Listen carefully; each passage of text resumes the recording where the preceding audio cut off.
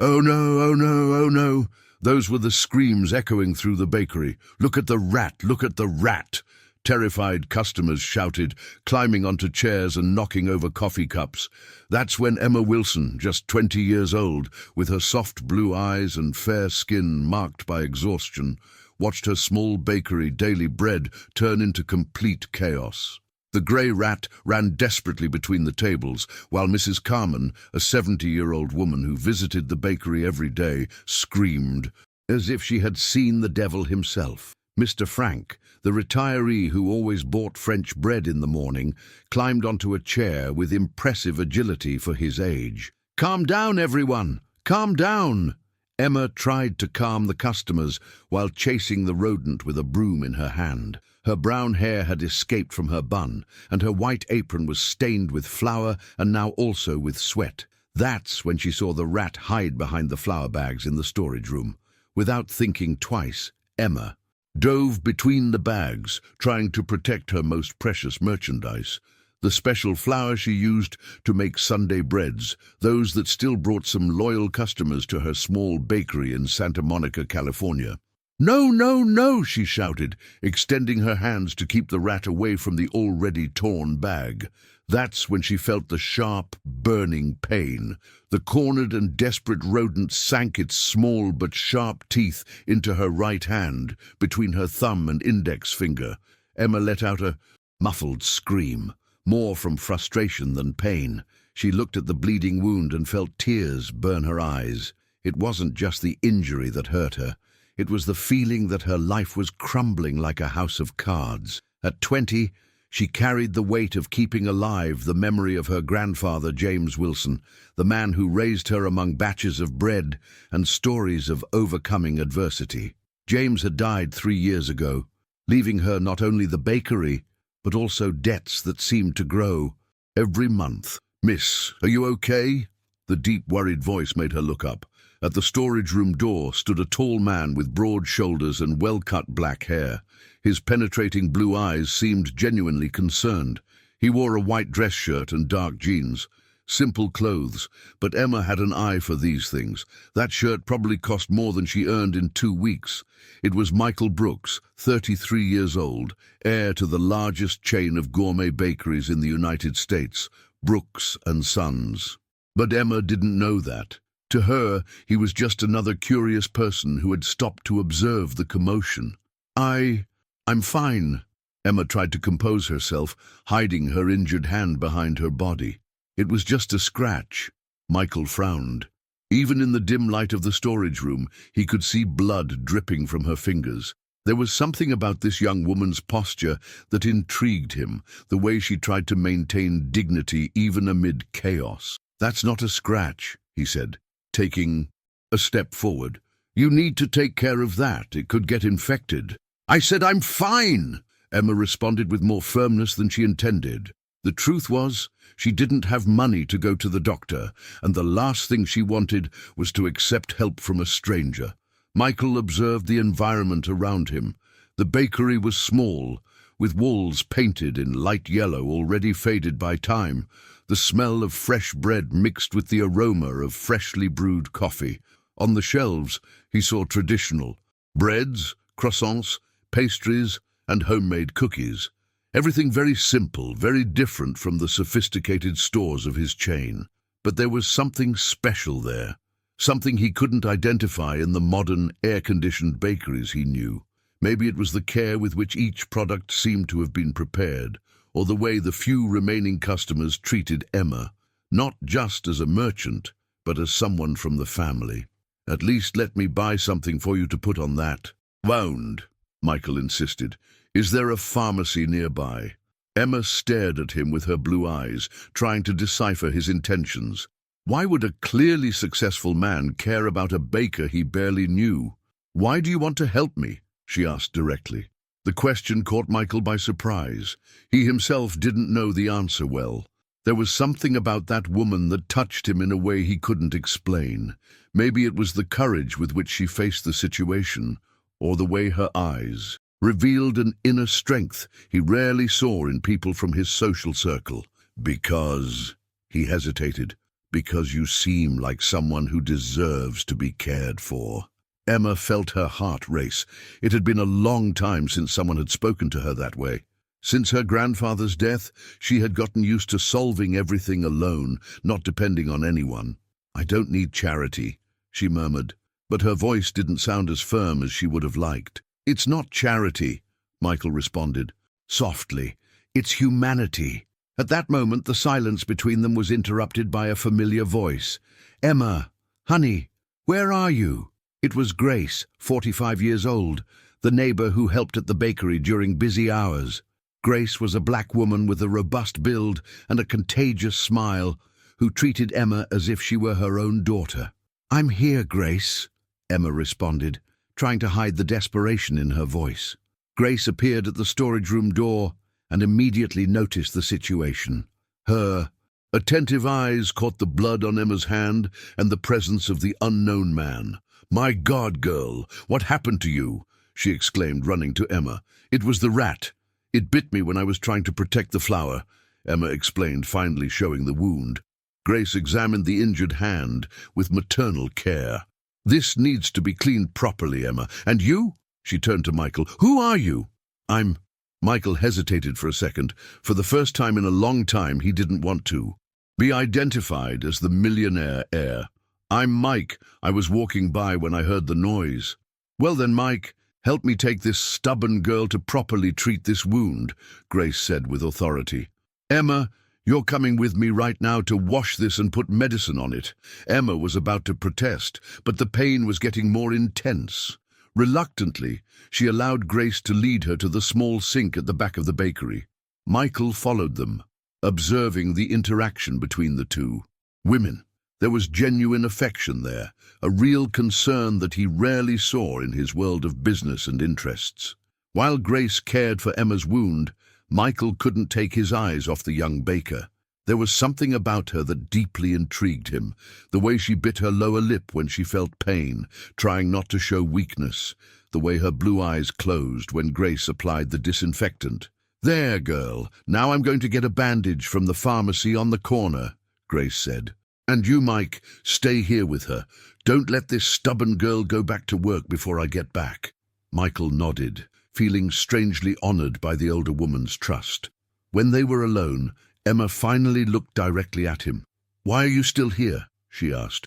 "Because—" Michael searched for the right words. "Because I feel like I should be." Emma studied his face. There was something familiar about those blue eyes, but she couldn't identify what. "You're not from this neighborhood, are you?" "No," he admitted. "I was exploring the area." "Exploring," she repeated, suspicious.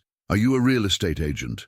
The question hit Michael like a punch to the stomach. He knew his company had been evaluating properties in that area for possible expansions, but he didn't imagine that local residents were already aware of it.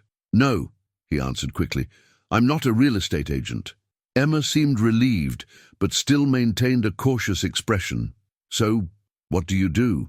"I work with business," he answered vaguely. "What kind of business?" Michael realized he was being interrogated and strangely liked it. It had been a while since someone showed genuine interest in getting to know him instead of just wanting something from him. "Management," he said, which technically wasn't a lie. "And you? Have you always worked with baking?" Emma smiled for the first time since they met, and Michael felt something move in his chest. Her smile completely transformed her face, illuminating those blue eyes in a way that left him breathless. "My grandfather taught me everything I know," she said fondly. "James Wilson was the most respected baker in the region. He said that making bread is an art, not just a business." "He must have been a special man," Michael commented. "He was," Emma responded, and Michael noticed the change in verb tense. "He died 3 years ago." "I'm sorry," he said sincerely. "He left me this bakery," Emma continued, looking around with a mixture of love and concern. "Sometimes I wonder if I'm living up to his legacy." Michael observed the passion in her eyes when she talked about the bakery. It was something he rarely saw in his corporate world, someone who truly loved what they did, not just for the profits it could generate. "I'm sure you are," he said softly. Emma stared at him, surprised by the sincerity in his voice. "You don't know me." "No," he admitted, "but I can see in your eyes how much this place means to you." At that moment, Grace returned with the bandages, interrupting the intimate moment that had formed between them. "Now then," Grace said, starting to bandage Emma's hand, "you need to change this every day and keep it clean." "Thank you, Grace," Emma murmured, still feeling the weight of Michael's gaze on her. "And you, Mike," Grace turned to him. "Thank you for staying with her." "It was my pleasure," Michael replied, and for the first time in a long time, he really meant it. Grace finished the bandage, observing the two young people with a knowing smile on her lips. At 45, and having raised 4 children, she had enough experience to recognize when two people were interested in each other. "Well," Michael said, realizing it was time to leave, "I think I've taken up too much of your time." "Thank you," Emma said quietly, "for the help." "It was nothing," he replied, but paused at the door. Can I come back tomorrow to see how your hand is?" Emma hesitated for a moment. There was something about that man that intrigued her, but also scared her. She wasn't used to receiving attention from men like him. "If you want," she said finally. Michael smiled, and Emma felt her heart race again. "See you tomorrow, then." When he left, Emma stood at the door, watching him walk away down the street. Grace approached her with a mischievous smile. "That one's interesting," she commented. "Grace?" Emma protested, blushing. "What? I'm just saying it's been a while since I've seen you blush like that." Grace laughed. "And that man didn't take his eyes off you for a second." Emma touched her face, feeling the warmth in her cheeks. "You're imagining things." "Oh, honey, I have eyes," Grace retorted, "and I can tell he's coming back tomorrow, and it's not just to see your hand." That night, Emma had trouble sleeping. Lying in her small bed in the one-bedroom apartment above the bakery, she couldn't stop thinking about the blue-eyed man who had appeared in her life. So unexpectedly. There was something familiar about him, but she couldn't identify what, and there was something more, an intensity in his gaze that made her feel seen in a way she hadn't experienced in a long time. "James," she whispered to the grandfather who was no longer there, "what do you think I should do?" But the silence of the night was her only answer. Emma woke up that Thursday morning with her hand throbbing and her heart racing. She had dreamed of penetrating blue eyes and a deep voice saying, "You seem like someone who deserves to be cared for." She shook her head, trying to push away thoughts about the stranger who had appeared in her life the day before. "Focus, Emma," she murmured to herself, looking in the small bathroom mirror. Her brown hair was messy, and her blue eyes seemed even clearer in the morning light. "You have a bakery to run." She went down the stairs that led directly to the inside of the bakery, as she did every morning for 3 years. The familiar smell of yeast and flour calmed her momentarily. That place was her sanctuary, her refuge, her responsibility. She began preparing the first batch of the day, working carefully because of her bandaged hand. While kneading the French bread dough, her mind inevitably returned to Michael, or Mike, as he had introduced himself. "Management," she repeated quietly, remembering the vague answer he had given about his profession. There was something that didn't fit. The expensive clothes, the confident posture, the way he spoke. Everything suggested he wasn't just a common manager. The sound of the door opening pulled her from her thoughts. It was Grace, arriving as always punctually at 6 in the morning. "Good morning, honey," Grace said, tying her apron. "How's your hand?" "Better," Emma replied, showing the still clean bandage. "Thanks for yesterday." "It was nothing," Grace smiled, but there was a mischievous gleam in her eyes. "So, did you sleep well, or were you thinking about a certain blue-eyed man?" "Grace!" Emma protested, feeling her face flush. "Oh, girl, you're very transparent," Grace laughed, starting to arrange the breads in the display case. "I saw how you two looked at each other yesterday." "We weren't looking at each other in any way," Emma lied, going back to kneading the dough with more force than necessary. "Of course not," Grace agreed sarcastically, "and I'm 20 years old." Emma was about to respond when the doorbell rang again. She looked at the key. clock. It was only 6:30 in the morning. Who could it be so early? "Good morning," a familiar voice said, and Emma felt her heart skip a beat. It was Michael, wearing a navy blue t-shirt and jeans, his hair still slightly damp, as if he had just gotten out of the shower. His blue eyes immediately sought hers. "Mike!" Grace exclaimed with a wide smile. "How good that you came back." "Good morning, Mrs. Grace," he replied politely, but his eyes didn't leave Emma. "How's your hand?" Emma raised her bandaged hand, feeling strangely shy. "Better, thank you." "Great," he said, and Emma noticed the genuine relief in his voice. "I brought this for you." Michael extended a small paper bag. Emma hesitated for a moment before accepting it. Inside was a bottle of healing ointment and some quality bandages. "You didn't need to," she began to protest. "I wanted to," he interrupted gently. "Consider it an investment in your recovery." Grace watched the exchange with interest, pretending to be busy organizing the sweets in the display case, but missing no detail. "Thank you," Emma murmured, lightly touching the ointment bottle. It was an expensive brand, she knew. "How much do I owe you?" "Nothing," Michael replied immediately. "But could you let me have a coffee here?" Emma blinked, surprised. "A coffee?" "Yes," he smiled, and she felt her legs get slightly weak. "I heard you make the best coffee in the neighborhood," Grace interjected before Emma could respond. "Oh, that's true. Emma makes coffee that's a blessing from heaven. Sit down, Mike, I'll get it." Michael headed to one of the small wooden tables, and Emma found herself observing how he moved, with a natural confidence that spoke of someone accustomed to commanding situations. "Grace," Emma whispered, "what are you doing?" "Serving coffee," Grace replied innocently. "You can't keep a customer waiting." Emma rolled her eyes but went to prepare the coffee. Her hands trembled slightly as she put the grounds in the filter. How long had it been since she felt this way, nervous but in a good way? While the coffee brewed, she observed Michael discreetly. He looked around the bakery with attention that seemed more than casual curiosity. His eyes stopped on the framed photo behind the counter, an image of Emma with her grandfather James, both smiling, covered in flour. "Is that your grandfather?" he asked when he noticed she was looking. "Yes," Emma replied, serving the coffee in a simple porcelain cup. "James Wilson. He built this bakery with his own hands." Michael accepted the cup, and Emma noticed he had strong hands, with long, well-cared-for fingers, hands that had never known heavy work, she imagined. "He looks like he was a happy man," Michael commented, observing the photo. "He was," Emma said, sitting in the chair across from him.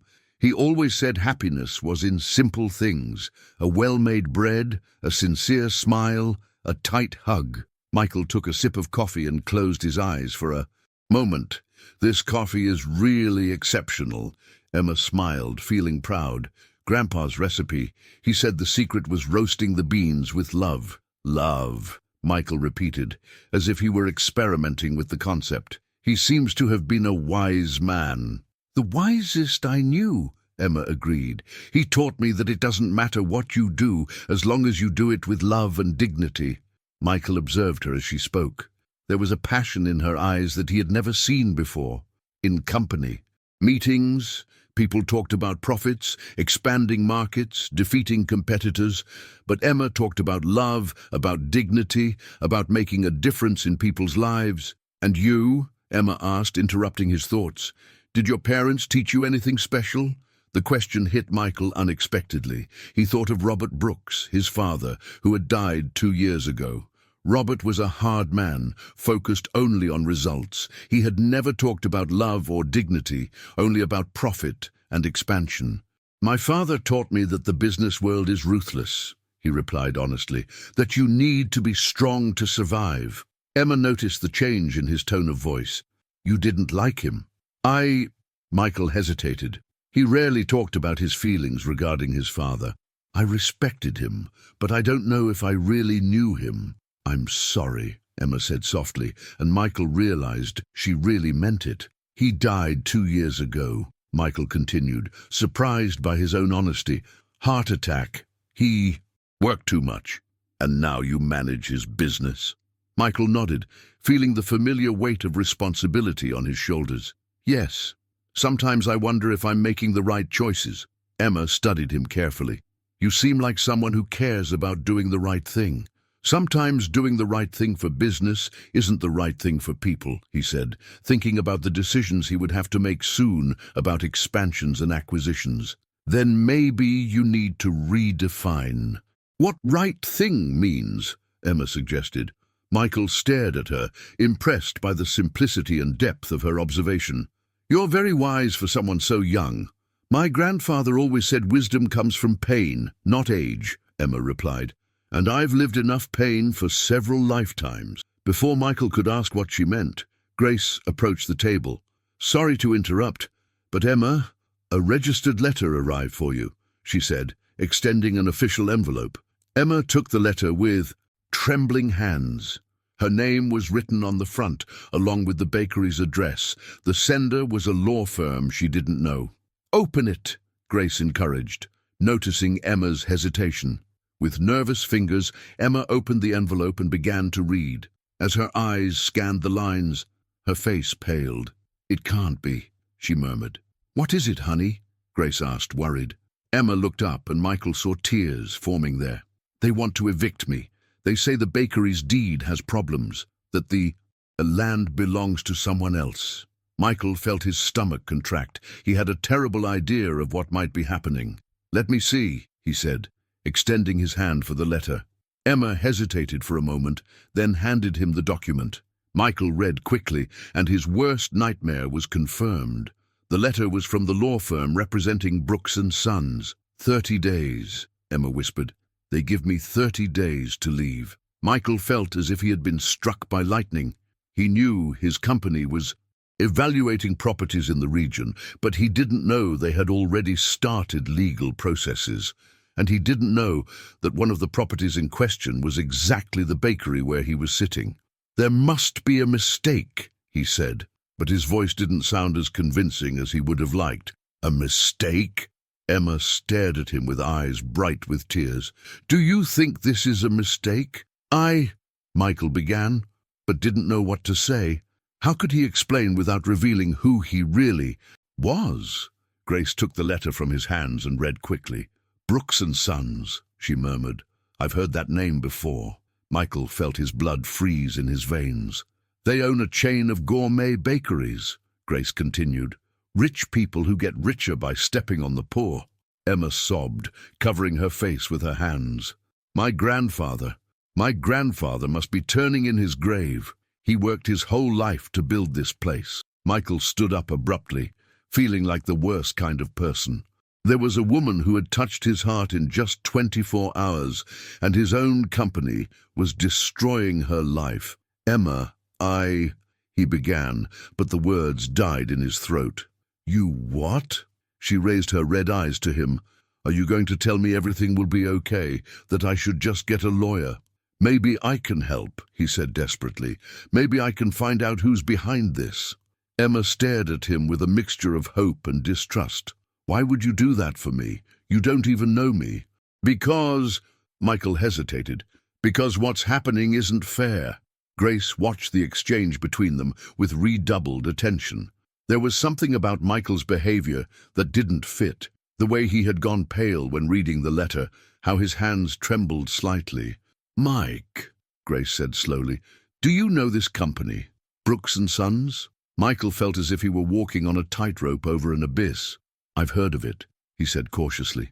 They're heartless people, Emma murmured, drying her tears with her apron. What kind of people take a family's livelihood out of greed? Each word was like a stab to Michael's heart. He looked around the bakery, at the photo of Emma with her grandfather, at the breads made with love, at the simple dignity of everything, and felt completely lost. I need to go, he said abruptly. Emma looked at him surprised. Now, I have some calls to make, he lied, to see if I can find out something about this situation. Mike, Emma stood up and lightly touched his arm. Thank you for everything. Even if you can't help, it means a lot that you care. Michael looked at her hand on his arm and felt as if his heart would break. Emma, what is it? He almost told the truth at that moment. almost confessed who he was, almost begged forgiveness for a situation he didn't even know existed until half an hour ago. But how could he explain? How could he make her understand? "Nothing," he said finally. "I'll see what I can do." Michael left the bakery like a man pursued by his own demons. As soon as he reached his car, a discreet BMW he had parked 2 blocks away to avoid drawing attention, he called his partner and lawyer, Richard Miller. "Richard, it's me. I need you to immediately stop all eviction processes in the Santa Monica area." "Michael, what are you talking about? We don't have any eviction in progress in Santa Monica." "What do you mean, no? I just saw a letter from our law firm to a bakery called Daily Bread." There was a pause on the other side of the line. "Oh, that. Your father started that process before he died. Apparently there's an irregularity in the deed of some properties in that area. We just followed through with the legal processes that were already underway." "Stop everything," Michael said firmly. "Michael, are you sure? We're talking about a prime location for our expansion, and the processes are almost complete." "I said stop everything, Richard. Now." "Okay," Richard agreed, clearly confused. "But can you explain to me what's happening?" Michael hung up without answering. He leaned his head on the steering wheel, feeling the weight of the situation. How had he gotten into this mess? How had he fallen in love? Yes, he could admit to himself he was falling in love with a woman whose life his company was destroying. He returned to his apartment in Beverly Hills, a modern and sophisticated place that cost more in a month than Emma probably earned in a year. But as he walked through the rooms decorated by famous designers, everything seemed cold and soulless to him. He thought about the bakery, the warmth of the oven, the smell of fresh bread, Emma's smile. He thought about how she talked about her grandfather, about dignity and love. He thought about how her eyes lit up when she smiled, and he thought about how those same eyes filled with tears when she read that letter. Michael spent the rest of the day trying to understand the legal situation. He discovered that indeed there were irregularities in the deeds of several properties in that area, including Emma's bakery. Apparently, decades ago, there were bureaucratic problems that were never properly resolved. His father, Robert Brooks, had discovered these irregularities and saw them as an opportunity to acquire valuable properties at low prices. It was exactly the kind of business strategy that Robert always admired, legal but morally questionable. The next morning, Michael returned to the bakery. He knew he was playing with fire, but he couldn't stay away. He needed to see Emma, needed to know how she was. He found her behind the counter, serving the morning customers. She looked like she had cried during the night. Her eyes were swollen and red, but even so she smiled at each customer, treated each person with genuine affection. "Good morning," he said when it was his turn in line. Emma looked at him, and Michael saw a spark of hope in her eyes. "Mike, did you find out anything?" Michael hesitated. He had spent the entire night thinking about what to say. "I'm still investigating, but I can assure you there are people working to resolve this situation." It wasn't exactly a lie. He had asked Richard to research legal alternatives to resolve the issue without harming Emma. "Thank you," she said, and her gratitude made him feel even worse. "Do you want a coffee?" "Sure." Emma prepared the coffee with the same care as the day before. Her hands still trembled, slightly, but she maintained her composure. "Emma," Michael said when she handed him the cup, "tell me about your family, besides your grandfather." She sat across from him, and he noticed the dark circles under her eyes. "My parents work as caretakers for a wealthy family in Malibu, John and Mary Wilson. Simple, honest people." "And do they know about the bakery situation?" Emma shook her head. "I don't want to worry them. They already have enough problems." "What kind of problems?" "My father has diabetes, and the medications are expensive. My mother has arthritis in her hands from years of hard work. They can't help me financially, and I don't want to be another burden for them." Michael felt his admiration for her grow even more. Even facing the loss of everything she loved, she still worried about protecting her parents. "And you never thought of doing something else, besides the bakery?" Emma smiled sadly. I studied business administration for 2 years at a private college. Worked here during the day and studied at night. But when my grandfather got sick, I dropped everything to take care of him. Do you regret it? Never, she replied without hesitation. Those last months with him were the most precious of my life. He told me family stories, taught me secret recipes, taught me about life. He must have been very proud of you. He said I had a heart of gold, but that I needed to learn not to trust just anyone, Emma said, looking directly at Michael. He was always suspicious of people with a lot of money. He said money changes people. The observation hit Michael like a shot. And you? Do you agree with him? Emma considered the question for a moment. I think there are good and bad people in all social classes. But I also think those who have never experienced need can't really understand what it's like. And if someone rich wanted to help you, would you accept? It would depend on the person's intentions, she replied carefully. Charity bothers me, but partnership, mutual respect, that's different. Michael nodded, storing every word. Emma, can I ask you a personal question? Sure. Have you ever been in love? Emma blushed, lowering her eyes to her coffee cup. Once, a few years ago. What happened? He was the son of a wealthy family in the neighborhood, she said slowly. Tyler Rodriguez. When he met my parents, when he saw where I lived, how I lived, he just disappeared.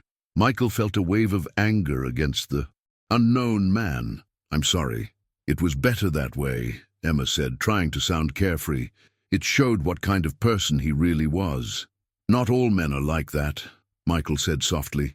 Emma looked at him, and he saw something different in her eyes. Maybe not, but it's hard to trust after being rejected for who you are. At that moment, Grace appeared at the table. Sorry, but Emma, another man came here asking for you. He said he's from a real estate company. Emma's blood froze. What kind of man? In a suit with a briefcase. He's outside. Michael and Emma looked at each other.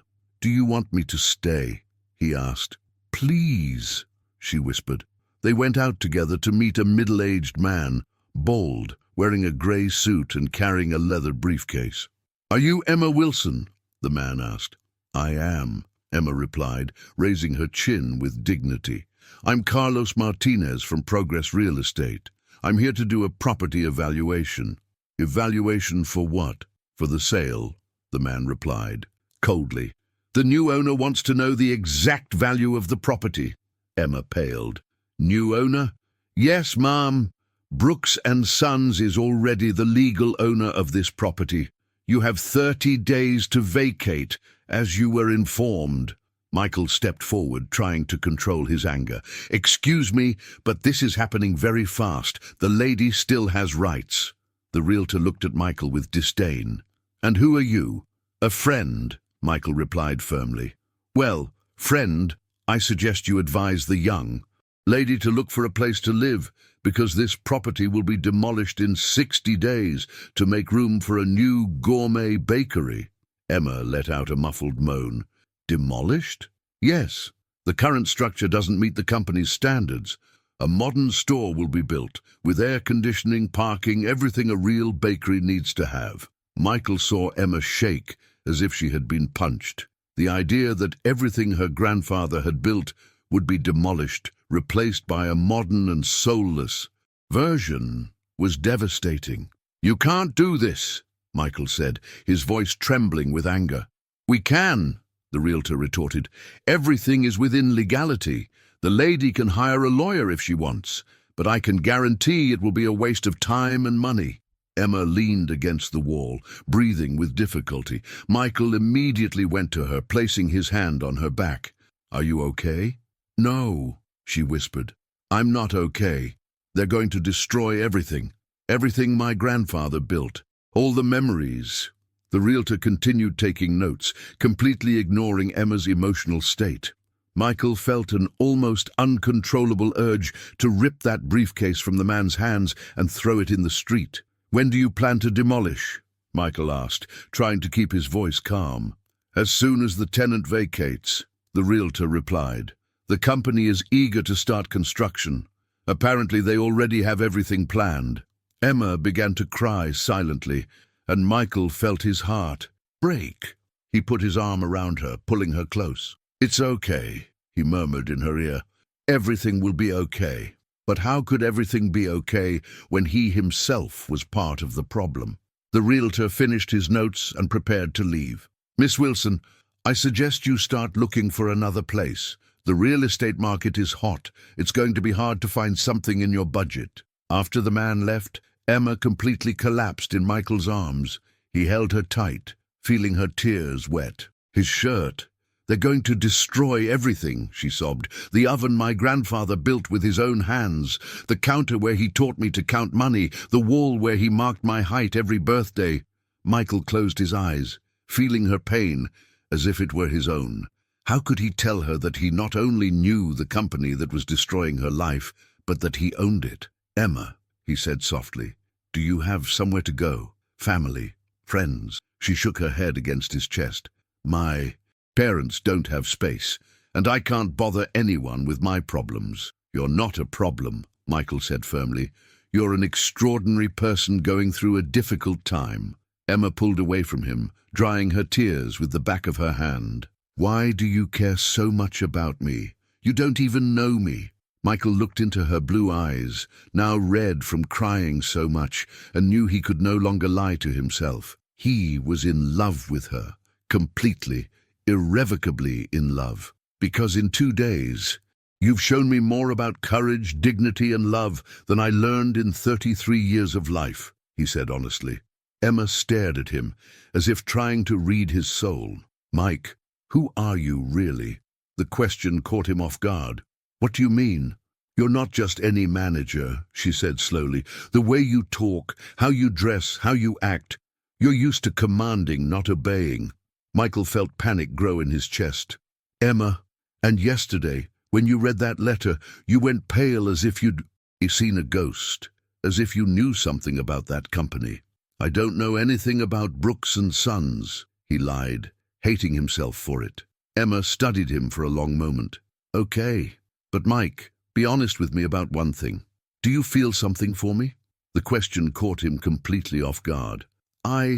Because I do," she continued courageously.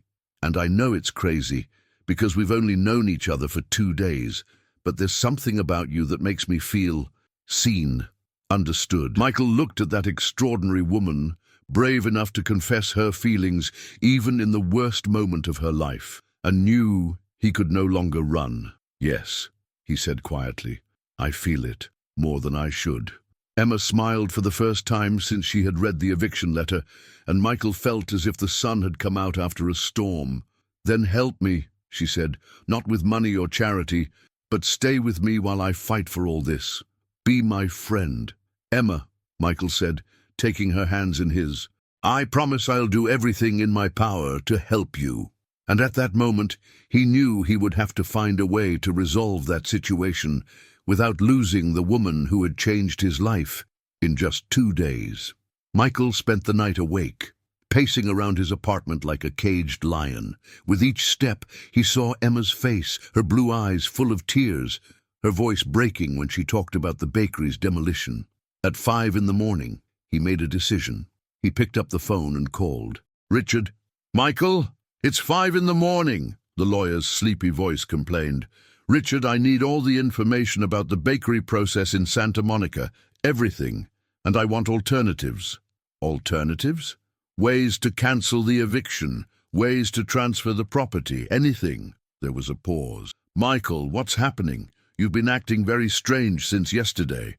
"Just do what I'm asking, Richard, and I want everything ready by noon." Michael hung up and prepared for another day of lies. How had he gotten into this situation? How had he fallen in love with the woman whose life his company was destroying? When he arrived at the bakery at 7 in the morning, he found Emma sweeping the sidewalk. She was wearing a simple blue dress and had her hair tied in a ponytail. Even with her eyes still swollen from crying so much, she was beautiful. "Good morning," he said softly. Emma looked at him and smiled, but Michael noticed the smile didn't reach her eyes. "Good morning." "Mike, how did you sleep?" "I didn't sleep," she admitted. "I stayed awake thinking about everything." Michael felt a pang of guilt, And did you come to any conclusion? Yes, Emma said, stopping sweeping and looking directly at him. I'm not going to give up. What do you mean? I'm going to fight, she said with determination. No matter what happens, I'm not going to let them destroy my grandfather's legacy without a fight. Michael felt a mixture of admiration and terror.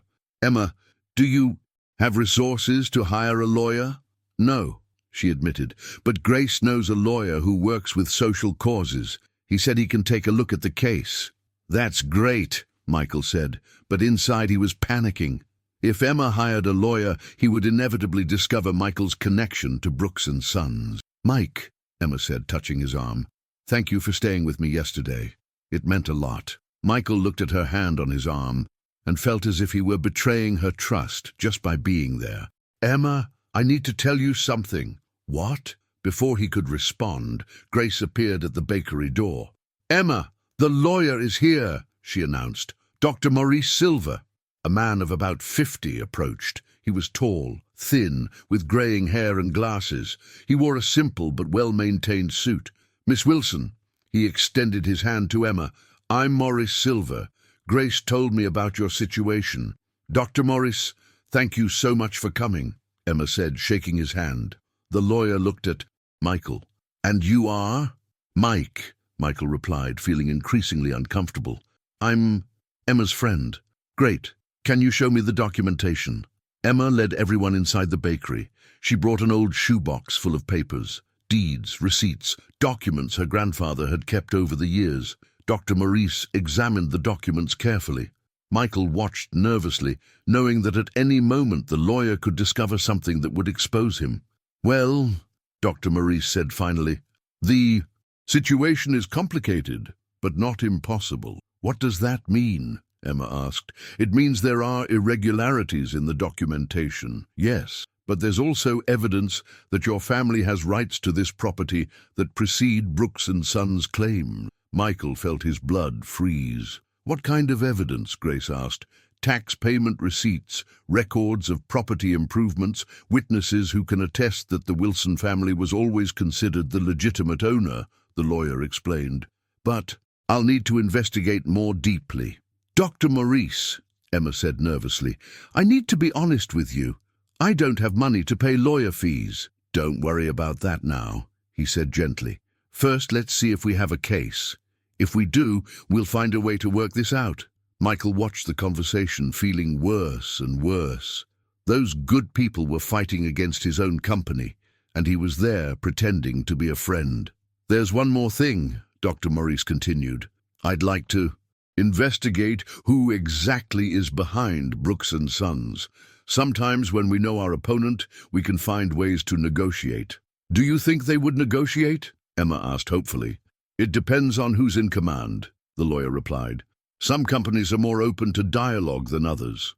Michael knew it was his opportunity to reveal the truth, to say he could facilitate a negotiation because he owned the company. But the words simply wouldn't come out of his mouth. Mike, Emma turned to him. Are you okay? You look pale. I'm fine, he lied. Just worried about you. Dr. Maurice put the documents in his briefcase. I'll start the investigation today. Emma, don't sign anything. Don't accept any proposal without talking to me first. Understood, Emma nodded. After the lawyer left, Emma turned to Michael with a more animated smile than he had seen in days. Did you hear? Maybe I have a chance, she said. Yes, I heard, Michael replied, trying to smile back. Mike, are you sure? You're okay? You seem strange. Michael looked into those trusting blue eyes and felt as if he were suffocating. Emma, I need to go. I have some meetings today. Of course, she said, but he noticed the disappointment in her voice. Will you come back later? Maybe, he said vaguely. Michael left the bakery feeling like the worst kind of coward. He drove straight to the Brooks and Sons office, a glass and steel building in downtown Los Angeles that contrasted dramatically with the bakery's simplicity. Richard was waiting for him in his office with a pile of documents. Here's all the information you asked for, Richard said, clearly curious. Michael, what's happening? Why this sudden interest in this specific case? Michael leafed through the documents, seeing the cold and impersonal legal history of what was Emma's life. Richard, what are our options to cancel this process? Cancel? Richard seemed shocked. Michael, this is one of the most profitable projects we have. Underway, the location is perfect, acquisition costs are minimal. I didn't ask about profits. I asked about options to cancel. Richard sighed. Well, technically, as you're the company president, you have authority to cancel any project. But Michael, may I know why? Michael got up and walked to the window, looking at the city below. He thought of Emma, alone in the bakery, fighting to save her grandfather's legacy. What if we cancelled and offered the property to the current tenant? Have you lost your mind? Richard stood up abruptly. Michael, we're talking about millions of dollars. You can't simply donate a valuable property to a baker. Why not? Because that's not how business works. Because the company shareholders expect return on investment. Because your father would be furious if he knew. My father is dead, Michael said coldly. Richard stopped, clearly surprised by Michael's tone. Michael, what's happening to you? Since yesterday you've been acting completely irrationally. Michael turned to face his partner and lawyer. Maybe for the first time in my life I'm acting rationally. That doesn't make sense. Richard, Michael said, sitting down again, answer me a question. Why did we get into the bakery business? To make money, obviously. No, before that, what was the original objective? Richard frowned. Well, your father always talked about bringing quality products to the greatest number of people possible. Exactly. And what are we doing now? We're taking away a bakery that has served the community for decades to put a store that only high-income people will be able to frequent. That's how the market works, Michael. Maybe it's time we changed how the market works. Richard looked at Michael as if he had grown a second head. Michael, you're talking like what? Like someone who cares about people? At that moment, Michael's secretary entered the office. Mr. Brooks, sorry to interrupt, but there's an urgent call for you. Who is it? Dr. Maurice Silver. He said it's about a legal process involving the company. Michael felt his blood freeze. It was Emma's lawyer. Put it through, he said, trying to keep his voice calm. Mr. Brooks. The lawyer's voice came through the phone. This is Maurice Silver. I represent Emma Wilson, owner of the Daily Bread Bakery in Santa Monica. Yes, Michael said cautiously. I'd like to schedule a meeting with you to discuss a possible amicable resolution to the property issue. Michael looked at Richard, who was listening to the conversation with growing interest. An amicable resolution? Michael repeated. Yes. I believe there are legal grounds to contest the eviction process, but I always prefer to try to resolve things civilly before going to court. I understand, Michael said, his mind working rapidly. When would you like to meet? This afternoon would be possible? Say, 3 o'clock? Michael looked at Richard, who was shaking his head vigorously in denial. 3 o'clock will be perfect, Michael said. Great. And Mr. Brooks, I'd like to make it clear that my client is a very special person. She deserves to be treated with dignity and respect. I understand perfectly, Michael said, feeling the irony of the situation. See you later, then. Michael hung up the phone and turned to Richard, who was clearly confused. Michael, you can't meet with her lawyer. That's an obvious conflict of interest. Why is it a conflict of interest? Because you're the owner of the company that's suing his client, and more importantly, because you obviously have some personal involvement in this case. Michael didn't respond. Richard was right, of course. But how could he explain that he had fallen in love with the woman whose life his company was destroying? Richard, cancel all my appointments this afternoon and prepare the documents to transfer the bakery property to Emma Wilson. Michael, Richard shouted, you've completely lost your mind. Maybe, Michael said calmly, or maybe I've found something worth fighting for. At 3 o'clock in the afternoon, Michael was sitting in his conference room, waiting for Dr. Maurice. His hands were sweating, and he couldn't stop thinking about Emma. In a few hours, she would know the truth about who he was. Dr. Morris arrived punctually, carrying his leather briefcase and a determined expression. Mr. Brooks, he said, shaking Michael's hand. Thank you for seeing me. You're welcome, Michael replied, indicating a chair. Please sit down. Dr. Morris sat down and opened his briefcase. Mr. Brooks, I'll be direct. My client has legitimate rights to that property. The Wilson family has lived and worked in that location for more than 50 years. I understand, Michael said. Furthermore, the lawyer continued, there are moral issues involved. Emma Wilson is a young worker who is trying to keep her grandfather's legacy alive. She's not just a tenant, she's part of the community. Michael nodded, each word hitting him like an accusation. That said, Dr. Maurice proceeded, I'm here to propose a solution that benefits both parties. What kind of solution? Brooks and Sons could maintain their store in Santa Monica, but in another location. In exchange, you would transfer the current property to Emma Wilson. Michael was silent for a moment. What if I said that's exactly what I'd like to do? Dr. Morris blinked, surprised. Excuse me. What if I said I never wanted to take the bakery from Emma in the first place? The lawyer studied him carefully. Mr. Brooks, may I ask why you would be interested in such a favorable solution for my client? Michael took a deep breath. It was time for the truth. Because I know her. You know Emma? Yes, Michael admitted.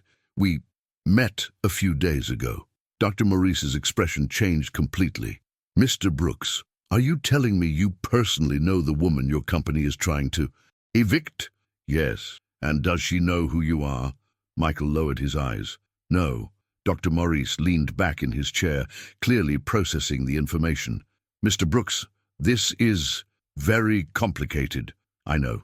Emma doesn't know you're the owner of the company that's destroying her life. No, Michael repeated, feeling smaller and smaller. Dr. Maurice was silent for a long moment. Mr. Brooks, may I ask what the nature of your relationship with my client is? I care about her, admitted Michael. Very much. And do you intend to tell her the truth? I want to, but I don't know how. Dr. Maurice sighed deeply. Mr. Brooks, I'll be frank with you. Emma Wilson is one of the most upright people I've met. She values honesty above all else.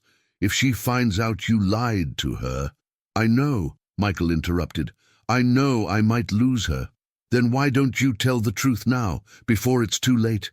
Michael looked out the conference room window. Because I'm in love with her. And I'm afraid she'll hate me when she finds out who I really am. Dr. Maurice observed Michael carefully. Mr. Brooks, may I make a suggestion? Of course. Tell Emma the truth today, and then, regardless of her reaction, transfer the property to her. Prove that your feelings are genuine. And if she doesn't forgive me, then at least you'll have done the right thing. Michael nodded slowly. Dr. Morris was right. It was time to face the consequences of his lies. Dr. Morris, Michael said, I'll prepare the property transfer documents. Regardless of what happens between Emma and me, she'll have her bakery back. That's very noble of you, the lawyer said. But Mr. Brooks, don't delay telling the truth. Secrets have a way of revealing themselves at the worst possible moment. After Dr. Maurice left, Michael was alone in his office, looking at the city through the window. He knew he had to go to Emma and tell her everything. But how could he look into her eyes and admit he had lied? From the first moment, at 5 o'clock, Michael parked outside the bakery. His eyes were glazed and his hands were trembling. Through the window, he could see Emma serving the last customers of the day. She looked tired, but still maintained her gentle smile. Michael took a deep breath and entered the bakery. Mike, Emma exclaimed when she saw him. You came? I thought you weren't going to show up today. Emma, he said, his voice coming out more serious than intended. We need to talk. She immediately noticed the change in his tone. Did something happen? Is Grace here? No, she already left. Why? Michael looked around the empty bakery. It was now or never. Emma, please sit down. She sat at one of the tables, and Michael sat across from her. Her blue eyes studied him with concern. Mike, you're scaring me. Emma, he began, there's something I need to tell you. Something important. What is it? Michael looked into her eyes and felt as if he were about to jump off a cliff. My name isn't Mike, it's Michael. Michael Brooks. Emma blinked, confused. Michael? But... And then understanding hit her like lightning. Her eyes widened and color drained from her face. Brooks, she repeated slowly. Like in Brooks and Sons. Michael nodded, unable to speak. Emma stood up abruptly, knocking over the chair. You own the company that's trying to take me away from here? Emma, let me explain. Explain? She screamed, and Michael had never heard so much. Pain and anger in one voice. Explain what? How you lied to me? How you pretended to care about me while your company destroyed my life? I wasn't pretending. Michael stood up too. I care about you. More than I've ever cared about anyone. Emma backed away as if he were a dangerous animal. You care about me. You're the man who's trying to take everything from me. Emma, please, listen to me. Listen? Listen to more lies? Tears began to run down her face. My God, I was so stupid. So stupid. You weren't stupid. I was a coward. Get out of here, she screamed, pointing to the door. Get out of my bakery now. Emma, I can explain how this happened. I don't want your explanations, she sobbed. I trusted you. I was falling in love with you. The confession hit Michael like a punch to the stomach. Emma, how could you do this to me? She asked, her voice breaking. How could you hug me while I cried, console me, give me hope, knowing you were the person destroying everything? Michael approached her, but Emma backed away even more. Don't come near me, she said, trembling. Don't dare come near me. Emma, I never wanted to hurt you. When I met you, I didn't know about the process. My father had started everything before he died. And when you found out, when you knew it was my bakery your company wanted to destroy? Michael hesitated, and that hesitation was like a confession. You knew, she said, more to herself than to him. You knew, and kept lying. I was trying to find a way to resolve everything. Resolve? Emma laughed bitterly. The only way to resolve this is for you to get out of my life and cancel this process. I already cancelled it, Michael said quickly. Today, I cancelled everything. Emma stopped crying and stared at him. What? I cancelled the process. The bakery is yours. I'm going to transfer the property to you. Why? She asked suspiciously. Because I love you, Michael said, the words coming out of his mouth before he could stop them. Emma stared at him as if he had lost his sanity. You love me? Yes. You love me? She screamed again. You think you can buy me? That you can lie to me, manipulate me, and then say you love me and everything will be okay? It's not that. It's exactly that. Emma headed for the door. You think you're like all the other rich men, that you can do whatever you want and then fix everything with money. Emma, it's not money. It's love. She turned to face him, and Michael saw a coldness in her eyes he had never seen before. Love isn't built on lies, Michael, she said, his name like it was a curse. And you lied to me from the first second we met. I know, and I'm sorry. I don't want your apologies, she said firmly. I want you to get out of here and never come back. Emma, never again, she screamed. I never want to see you again in my life. Michael stood there feeling as if his world had collapsed. Emma, please, get out, she said quietly, but with a firmness that cut his heart. Get out now.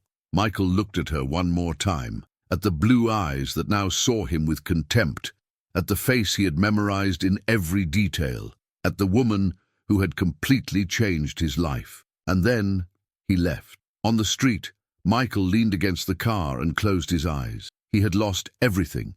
He had lost the woman he loved, and worse still, he had hurt the most upright person he knew. Inside the bakery, Emma collapsed on the floor, sobbing uncontrollably.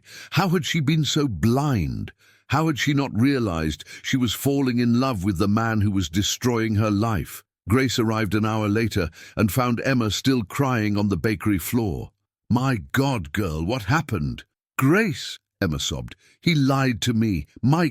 Michael, he owns the company that wants to take me away from here.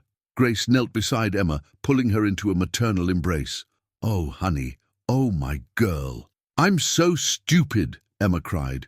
I was falling in love with him. You're not stupid, Grace said firmly. You're a good person who trusted someone. It's not your fault he lied.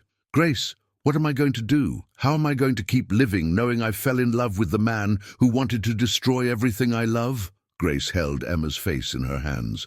Honey, you're going to survive because you're a Wilson, and Wilsons never give up. But as Emma cried in Grace's arms, she wondered if this time would be different, if this time the pain would be too great to overcome. A week had passed since the devastating revelation, and Emma felt as if she were living on autopilot. She got up early, opened the bakery, served customers with a forced smile, closed at night, and cried herself to sleep. Dr. Morris had called the next day with news that should have been cause for celebration.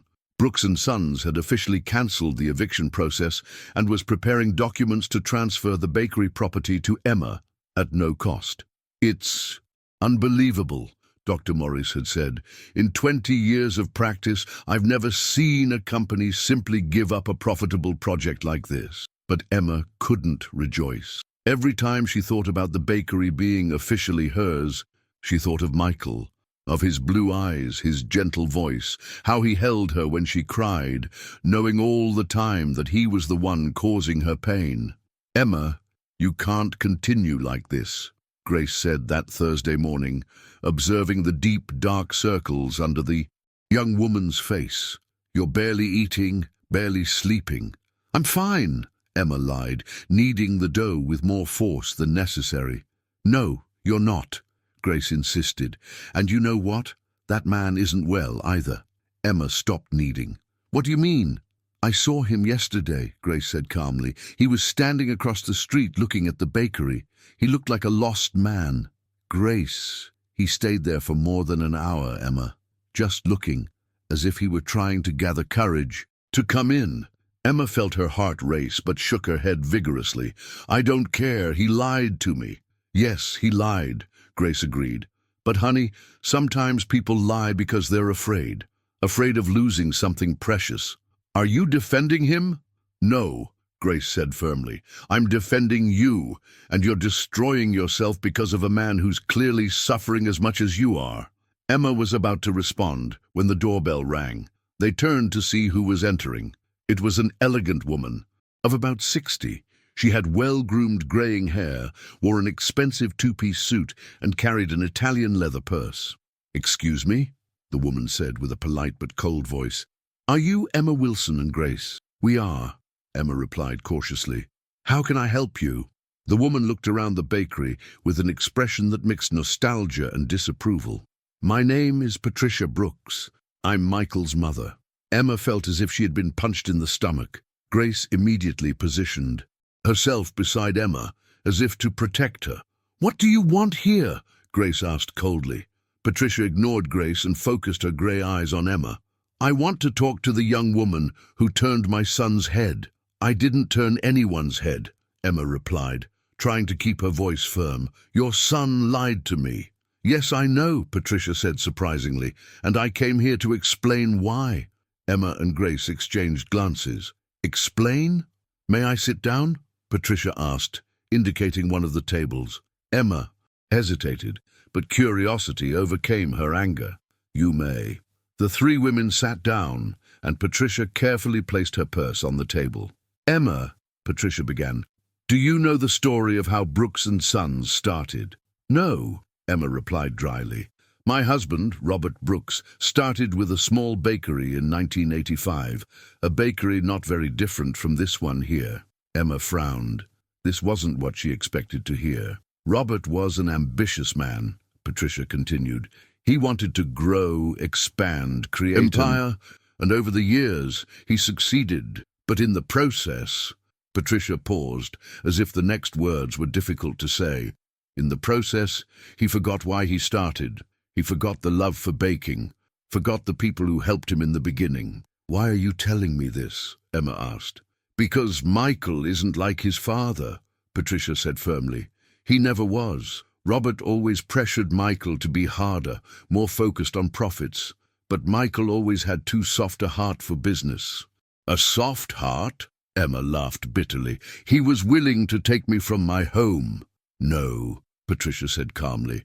Robert was. Michael didn't even know about this specific project until he met you. Emma stopped laughing. What? Robert died 2 years ago, leaving dozens of projects underway.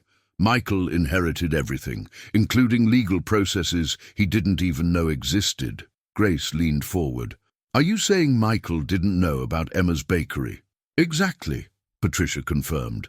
When he found out the day you received that letter was the first time he knew one of the properties in question was this bakery. Emma felt as if the ground were moving under her feet. But he lied about who he was. Yes, Patricia admitted, and that was wrong. But Emma, can you understand why he did it? No, Patricia sighed deeply. Michael spent his whole life being judged by the family's money. Women who were interested in him only for the fortune. Friends who only wanted favors. People who completely changed their behavior when they found out who he was. Emma remained silent, processing the information. When he met you, Patricia continued, for the first time in his adult life, someone treated him just as a person, not as the Brooks heir, not as a walking bank account, just as Michael. So he lied to manipulate me, Emma said, but her voice didn't sound as convinced as before. He lied because he was afraid, Patricia corrected, afraid that you would change your behavior if you knew who he was. And when he found out about the bakery process, he was desperate, trying to find a way to resolve everything without hurting you. Grace watched Emma carefully. She could see that Patricia's words were affecting the young woman. Mrs. Brooks, Grace said, why did you come here? Why are you telling this to Emma? Patricia looked directly at Emma. Because my son is destroyed. In 1 week, he cancelled 3 important projects, donated a significant amount to charities, and is considering selling the company. He wants to sell the company, Emma asked, surprised. He said he can't look at the business anymore without thinking of you, without thinking of how the company's profits hurt the person he loves. Emma felt tears burn her eyes. He really said he loves me. Every day, Patricia replied softly. To anyone who will listen, and to many who don't want to. But he still lied, Emma whispered. Yes, Patricia agreed. He lied, and he knows he was wrong, but... Emma, can I ask you a question? Emma nodded. Have you never done something wrong out of fear? Never made a bad decision because you were afraid of losing something important? Emma thought of all the times she had lied to her parents about the bakery's financial difficulties, how she had hidden her pain after the end of her relationship with Tyler, how she had pretended to be okay when inside she was falling apart. Yes, she admitted quietly. Michael made a mistake, Patricia said. A terrible mistake, but it was a mistake born of love, not malice. Grace touched Emma's arm. Honey, can I say something? Emma nodded. I saw how you two looked at each other those first days. I saw how he took care of you when you got hurt. I saw how desperate he was when you received that letter that wasn't pretending. Grace, and I also saw how you were when you found out who he was. It wasn't just anger, Emma. It was pain. The pain of someone who feels betrayed by someone they love. Emma covered her face with her hands. I don't know what to do. Patricia opened her purse and took out an envelope. Emma, there's one more thing you need to know. What is this? A letter. A letter my husband wrote before he died, but we only found last week among his personal papers. Emma took the envelope with trembling hands. Her name was written on the front, in masculine and firm handwriting. Robert wrote this for me. Read it, Patricia said simply. Emma opened the letter and began to read aloud. To Emma Wilson. If you are reading this letter, it means my plans to acquire your property went ahead after my death. It also means you probably discovered a connection between your family and mine that goes beyond business. Emma, your mother, Mary Wilson, worked for my family for 3 years when you were just a child. She was more than an employee. She was a dear friend to my wife, Patricia. Mary was fired not for incompetence or dishonesty, but because my arrogance and thirst for profit made me make a terrible decision. when I discovered that your father, John, had borrowed money from the company fund to pay for your emergency surgery, I fired him immediately and banned your family from our property. Only later did I discover that John had left a letter explaining the situation and promising to return every cent. A letter that my secretary forgot to give me until after your family had already suffered the consequences of my hasty decision. Emma, when I discovered the error, it was too late. Your family had moved, and I was too proud to look for them and apologize. This project to acquire your bakery isn't just about profit. It's my cowardly attempt to somehow reconnect with the Wilson family, to perhaps find a way to compensate for the harm I caused. If my son Michael is involved in this process, when you read this letter, know that he has no knowledge of the history between our families. He is a good man, much better than I ever was. Emma, I ask your forgiveness for a debt I could never pay. Robert Brooks. Emma finished reading the letter, with tears streaming down her face. Grace was equally emotional, and even Patricia had moist eyes. My God, Emma whispered. I remember that. You remember? I was 7 years old. I had appendicitis, and my parents were desperate because they didn't have money for private surgery. I remember Dad crying, saying he had done something terrible at work. Patricia leaned forward. Emma, your father saved your life, and my husband punished him for it. Why did you never look for us afterward? Robert tried, Patricia admitted, but you had moved, and back then we didn't have social media or Google to find people. Robert carried that guilt until the day he died. Emma looked at the letter in her hands. So this whole bakery process was the twisted way Robert found to try to redeem himself, Patricia confirmed. He knew the property had legal problems and secretly hoped this would force him to contact your family. Grace shook her head. Men and their pride. And Michael? Emma asked. Does he know about this? He knows now, Patricia said. We read the letter to him yesterday.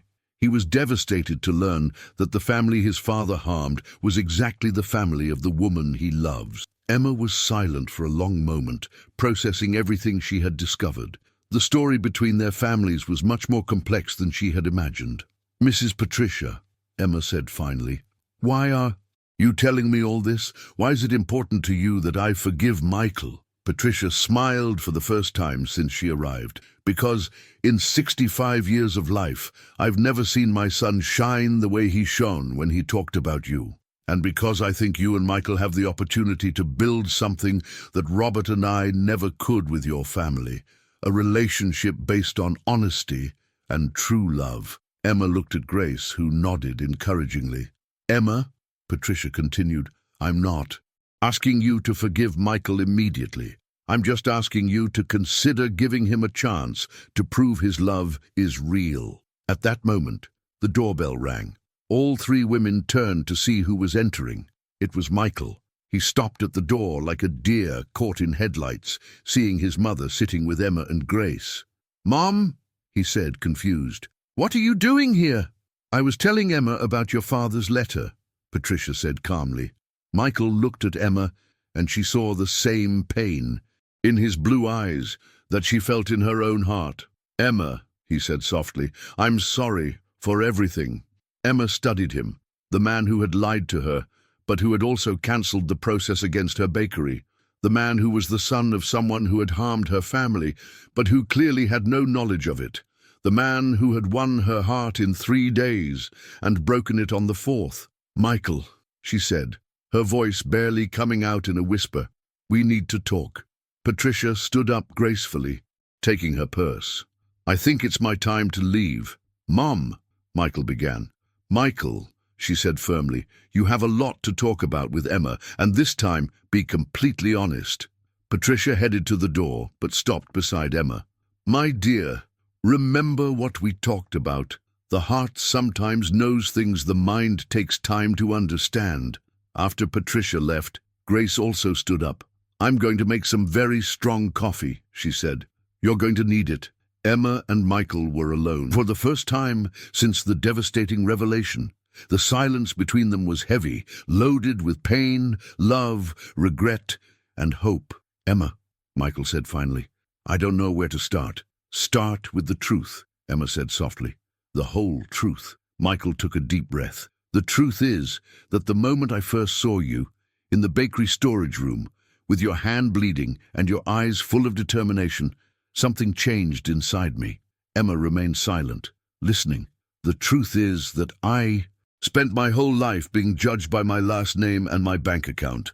Women who pretended to love me for money, friends who only approached me for favors I could do. And then you appeared, he continued, and treated me like a normal person. You cared about me when I cared about you. You talked to me about real things, family, dreams, losses. Emma felt tears forming in her eyes, but said nothing. When you asked my name, I said Mike without thinking. It was like I could just be Michael, not the company heir, not the rich man, just me. But you found out about the bakery on the second day, Emma said quietly. Yes, Michael admitted, lowering his eyes. When you received that letter, when I saw my company's name there, I felt like I'd been punched in the stomach. And you didn't tell me? No, he said, looking into her eyes again. And that was the most cowardly decision of my life. Emma studied his face. She could see genuine regret there, but the pain was still too strong. Why didn't you tell me at that moment? Because I was afraid, Michael admitted. Afraid you would hate me. Afraid of losing the only real thing I had found in my life. So you preferred to lie to me. Yes, he said simply. And I understand if you can never forgive me for that. Grace returned with coffee, served them both, and discreetly withdrew again. Emma took a sip of coffee, trying to organize her thoughts. Michael, do you have any idea how I felt when I found out who you were? Betrayed, he said immediately. Humiliated. Manipulated. Yes, all of that, Emma confirmed. But do you know what was worse? Michael shook his head. It was discovering that the man I was falling in love with never really existed. Mike, the gentle and caring manager, he was just a lie. No, Michael said firmly. Emma, that's not true, isn't it? Mike is me, he said intensely. Every conversation we had, every moment we spent together, every feeling I showed, all of it was real. The only thing that wasn't real was my name and my profession. Emma stared at him. And you think that doesn't matter? It matters, he admitted. It matters a lot. But Emma, my feelings for you, my admiration, my respect, my love, none of that was a lie. How can I know? Michael leaned forward. Because I cancelled the process.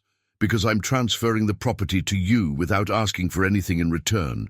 Because I'm considering selling the company my father built because I can't look at it anymore without thinking about how it hurt you. Emma blinked, surprised. Are you really considering selling Brooks and Sons? Yes, he said without hesitating. If that's what I need to do to prove my love is true, I'll do it. Michael, Emma began, but he interrupted her. Emma, I understand if you can't forgive me. I understand if you never want to see me again. But I need you to know that every second I spent with you was the most real of my life. Emma was silent for a long moment, looking at the man in front of her. She could see sincerity in his eyes, genuine pain in his expression. Michael, she said finally, your mother told me about your life, about how people always approached you for money. Yes, and I can understand why you were afraid to tell me the truth, but you need to understand one thing. What? When I found out who you were, it wasn't just the lie that hurt me. It was discovering that you didn't trust me enough to give me the chance to react. Well, Michael looked perplexed. What do you mean? You decided for me, Emma explained. You decided I would react badly, that I would change my behavior, that I wouldn't be able to see beyond your money. You didn't even give me the chance to prove you were wrong. Michael absorbed her words. You're right. I assumed the worst about you, when in fact you're the most upright person I've met. So you understand why it was so painful? I understand, he said softly, and I'm sorry, more than I can express. Emma took another sip of coffee, thinking, Michael, can I ask you a question? Anything. If we could go back in time, to that moment when you found out about the bakery process, what would you do differently? Michael didn't hesitate. I would tell you everything immediately. I would explain who I was, show that I didn't know about the process, and ask for your help to resolve everything, even knowing I might react badly. Even so, he confirmed, because you deserved the truth, and because if our relationship was real, it needed to be built on honesty. Emma nodded slowly. And now? What do you want now? Michael looked deeply into her eyes. I want a second chance. I want the opportunity to get to know you again, this time being completely honest about who I am.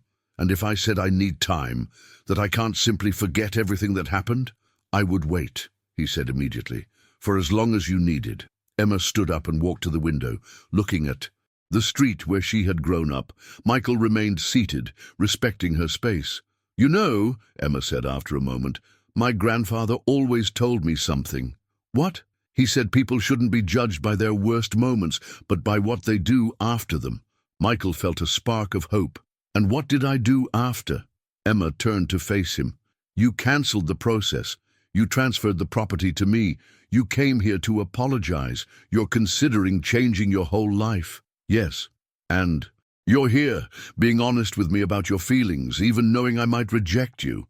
Yes, he repeated. Emma returned to the table and sat down again. Michael, I also need to be honest with you. I'm listening. I couldn't stop thinking about you this week. Even angry, even hurt, you were always on my mind. Michael felt his heart race. And when your mother told me about the story of our families when I read your father's letter, I began to understand that maybe things weren't as simple as I thought. Emma. But Michael, she continued, if we're going to try again, it needs to be different. It needs to be based on total trust. I completely agree. That means you're going to have to tell me about your real life, about the money, about the pressure, about the problems that come with all of that. I want you to know everything, Michael said fervently. Every part of my life, good and bad. And that means, Emma continued, that if we have problems, we talk. We don't keep secrets. We don't try to protect each other with lies. I promise, he said solemnly. Emma studied him for a long moment. Michael, do you really love me? With every fiber of my being, he replied without hesitating. Even knowing I'll always be just a baker from Santa Monica? Emma, Michael said, leaning forward, you're not just anything. You're the most courageous, most upright, most passionate woman I've met. And it would be the greatest honor of my life to be by your side. No matter what you do. Emma felt tears streaming down her face. Michael, can I hold your hand? He asked hesitantly. Emma extended her hand across the table, and Michael took it delicately, as if it were made of porcelain. Emma, he said softly, I promise I'll spend the rest of my life proving you can trust me. And I promise, Emma replied, that I'll try to forgive, that I'll try to build something new with you. We'll go slowly, Michael said. At your pace. Yes, Emma agreed, slowly. They sat there, holding hands across the small bakery table, looking at each other. It wasn't the end of a fairy tale. There was still a lot of work to do, a lot of trust to rebuild, but it was a beginning. Emma, Michael said after a moment, can I ask you a favor? What favor? Teach me how to make bread? Emma smiled, the first genuine smile he had seen in a week. Why? Because I want to understand what makes you shine when you talk about baking. I want to know this. Part of you? Okay, Emma said, but I warn you it's hard work. I can handle it, Michael smiled back. Grace appeared at the kitchen door with a huge smile on her face. So, can I make more coffee? It looks like you have a lot to talk about. Emma and Michael laughed, and for the first time in a week, Emma felt that maybe, just maybe, everything could be okay. But she still didn't know about the surprise that would change everything. 3 months had passed since that conversation in the bakery, and Emma felt as if she were living a carefully constructed dream. Michael had kept every promise he made. He was patient, respectful, and completely honest about every aspect of his life. They met every day, sometimes at the bakery, sometimes at his apartment, sometimes just walking through the streets of Santa Monica. Michael had really learned to make bread, and his hands, once accustomed only to signing documents, now knew how to knead dough and feel the right texture of fermentation. "You're getting better," Emma said that Saturday morning, watching Michael shape French bread rolls. "You can barely tell you're a millionaire." "Barely?" Michael feigned indignation. "I was hoping you'd completely forgotten." Emma laughed, and the sound filled Michael's heart in a way he never imagined possible. In the last 3 months, she had returned to smiling, to shining, to being the extraordinary woman he had fallen in love with. "Michael," Emma said, suddenly serious, "I need to tell you something." He stopped kneading the dough, feeling a pang of nervousness. In the last few months, whenever Emma got serious like this, it was usually to talk about her fears or insecurities regarding their relationship. "What is it?" "Grace is dating," Emma announced with a mischievous smile. Michael blinked, surprised. "Grace? Our Grace?" "Yes. Remember Dr. Maurice, the lawyer who helped me? Apparently they've been seeing each other for 2 weeks." Michael laughed, relieved. "That's wonderful. Grace deserves to be happy. She's radiant," Emma agreed. "It's beautiful to see." At that moment, the bakery bell rang, and they heard Grace greeting someone up front. "Emma," Grace called, "there's someone here to see you." Emma and Michael exchanged curious glances. It wasn't common to receive visitors so early on Saturday. They came out of the kitchen and found a woman of about 50 waiting. She had black hair with some grey strands, gentle brown eyes, and wore simple but well-maintained clothes. There was something familiar about her that Emma couldn't identify. "Emma Wilson?" the woman asked nervously. "Yes, that's me," Emma replied. "How can I help you?" The woman looked at Michael and Grace, clearly hesitant. "Feel free," Emma said. "They're family." The woman took a deep breath. "My name is Isabel Rodriguez. I think I'm your sister." The silence that followed was deafening. Emma felt as if the world had stopped spinning. "What did you say?" She whispered. "I know it must be a shock," Isabel said quickly, "but I've been looking for you for 20 years. Michael immediately approached Emma, placing his hand on her back to support her. Grace pulled up a chair. "Sit down, honey," Grace said gently to Emma. Emma sat down, still in shock. "You said, sister?" Isabel nodded, her eyes filling with tears. "Emma, did your parents never tell you about me?" "No," Emma said weakly. I always thought I was an only child." Isabel sat at the table next to Emma. "Emma, can I show you something?"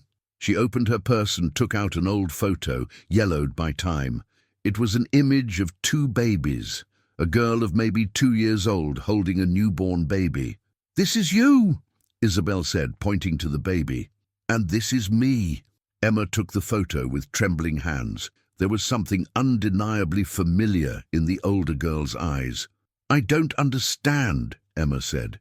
"Why did my parents never tell me about you?" Isabel wiped away a tear. "Because when you were born, I was sent to an orphanage." "An orphanage?" Grace exclaimed. "Why?" Our parents, Isabel corrected, were going through terrible financial difficulties. They couldn't take care of 2 children. Emma felt nauseous. "They abandoned you?" "It wasn't abandonment," Isabel said quickly. "They thought it would be temporary, that when the situation improved, they would come get me." "But they didn't come," Michael said softly. "No," Isabel confirmed.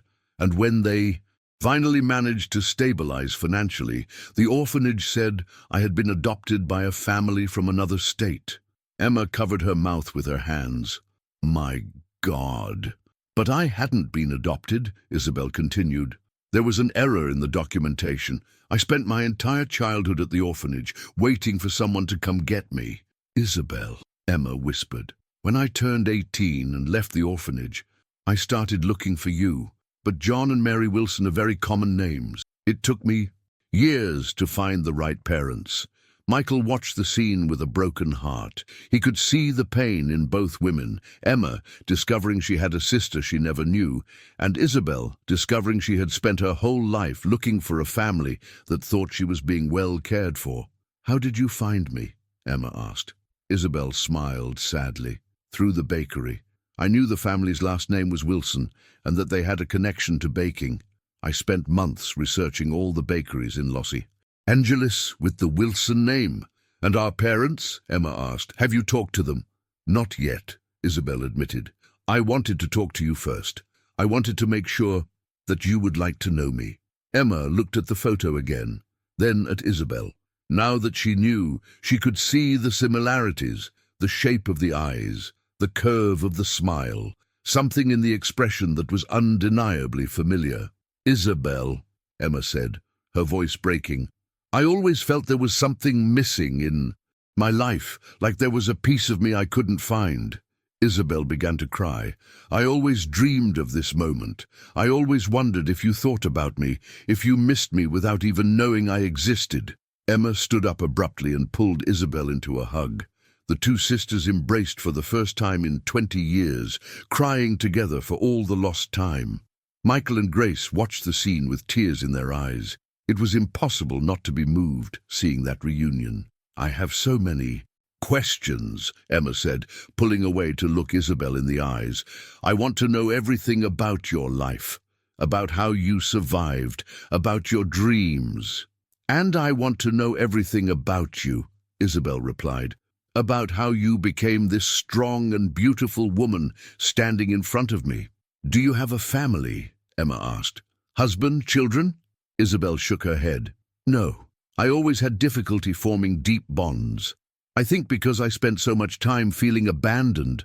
You're not abandoned anymore, Emma said firmly. Never again. Michael approached delicately. Emma, excuse me, but maybe we should call your parents. Emma looked at Isabel. Do you want to meet them? More than anything in the world, Isabel replied. But I'm scared. What if they don't want to see me? What if the pain is too great? Then we'll face it together, Emma said, taking Isabel's hand. Like sisters. Grace approached with her phone. Emma, do you want me to call them? Emma nodded, still holding Isabel's hand. The call lasted only a few minutes, but when Grace hung up, she was smiling. They're coming here, she announced. And Emma, when I said Isabel's name, your mother started crying so much she could barely speak. Isabel covered her face with her hands. They remember me, honey, Grace said gently. You're their daughter. How could they forget? In the 40 minutes that followed, Emma didn't let go of Isabel's hand. They talked about everything. Isabel's life at the orphanage, her difficulties, her studies. She had graduated in education, her work with underprivileged children. I always worked with children, Isabel explained, because I knew what it felt like to feel lost and without family. You're incredible, Emma said with admiration. You transformed your pain into a way to help others. Michael watched the two sisters and felt his love for Emma grow even more. Seeing how she immediately welcomed Isabel, how her capacity for love was infinite, made him sure he had made the right decisions in the last few months. When they finally heard a car stopping in front of the bakery, Isabel became visibly nervous. What if they don't like who I became? She whispered. Impossible, Emma said. You're wonderful. The bakery door opened, and John and Mary Wilson entered quickly. Mary saw Isabel immediately and stopped, covering her mouth with her hands. Isabel, she whispered. Isabel stood up slowly. Hi, Mom. Mary ran to her, pulling her into a desperate hug. My daughter, I'm so sorry. John approached with tears streaming down his face, wrapping both in his arms. Forgive us, daughter, John sobbed. Forgive your parents for failing you. There's nothing to forgive, Isabel cried. You did what you thought was best. We never stopped thinking about you, Mary said. Not a single day. Emma watched the scene with a full heart. Her family had suddenly grown, and despite the pain of the lost decades, there was a sense of completeness she had never felt before. Michael approached her delicately. How are you feeling? Complete, Emma replied honestly. For the first time in my life, I feel complete. That night, after the Wilson family had left to continue their conversations at home, Emma and Michael were alone in the bakery. Can you believe it? Emma said, still processing everything. I have a sister. A wonderful sister, Michael agreed. You two are very similar. How so? The strength, the kindness, the ability to transform pain into love, he explained. You're both extraordinary. Emma approached him, placing her hands on his chest. "Michael, can I tell you something? Always. These last 3 months, seeing how you changed, how you worked to show me who you really are, that meant everything to me." Michael covered her hands with his. "Emma, and today, seeing how you took care of me when I found out about Isabel, how you gave space to my family without feeling excluded." "Emma, what are you trying to say?" She looked deeply into his blue eyes. "I'm trying to say I love you, completely, truly, without reservations." Michael felt as if his heart would explode. "Emma, I love you, Michael Brooks," she repeated, "and I trust you, completely." Michael pulled her into his arms, kissing her for the first time in 4 months. It was a kiss full of love, forgiveness, hope, and promises of the future. When they separated, Michael held her face in his hands. "Emma, Wilson," he said softly, "you made me believe that true love exists, that good people exist, that I can be a better man than my father ever was." "You already are," she whispered. "Marry me," he said suddenly. Emma blinked, surprised. "What?" "Marry me," he repeated. "Not now, not until you're ready, but someday, when you feel it's the right time. Marry me. Ask me again in 6 months, she said playfully. "And will you say yes?" Emma laughed. "Maybe. Maybe." "Okay," she admitted. "Probably." Michael laughed, lifting her off the ground and spinning her around the bakery that had become the center of their lives. 6 months later, in a simple ceremony at the bakery itself, surrounded by family and friends, Emma Wilson became Emma Brooks. Isabel was her maid of honor, Grace organized the whole party, and Michael learned to make the wedding cake with his own hands. Brooks and Sons was transformed into a social enterprise, focused on supporting small family bakeries instead of destroying them. Michael and Emma traveled the country, helping families like Emma's preserve their traditions and sustain their businesses. And every morning before opening the bakery to the public, Emma and Michael made bread together, their hands intertwined in the dough, their hearts intertwined forever. The small daily bread bakery in Santa Monica continued serving the community, but now it also served as proof that true love can overcome any obstacle, any lie, any pain from the past. And Emma finally understood what her grandfather James always meant. Life is like making bread. Sometimes the ingredients seem not to match. Sometimes the dough doesn't rise as we expect. But with patience, love, and faith, it's always possible to create something beautiful and nourishing. And so ends our story of love, pain, forgiveness, and new beginnings. Emma found not only the love of her life, but also the sister she never knew she had. Sometimes life's greatest surprises come when we least expect them. If this story touched your heart, leave a like and comment what city you're watching from. Tell us what your favorite part was, and if you believe in the power of forgiveness and true love. Subscribe to the channel and hit the bell to not miss our next love stories that will move you. And don't forget to share this story with someone who needs to believe in love again. Thank you for following this journey with us. Until the next story.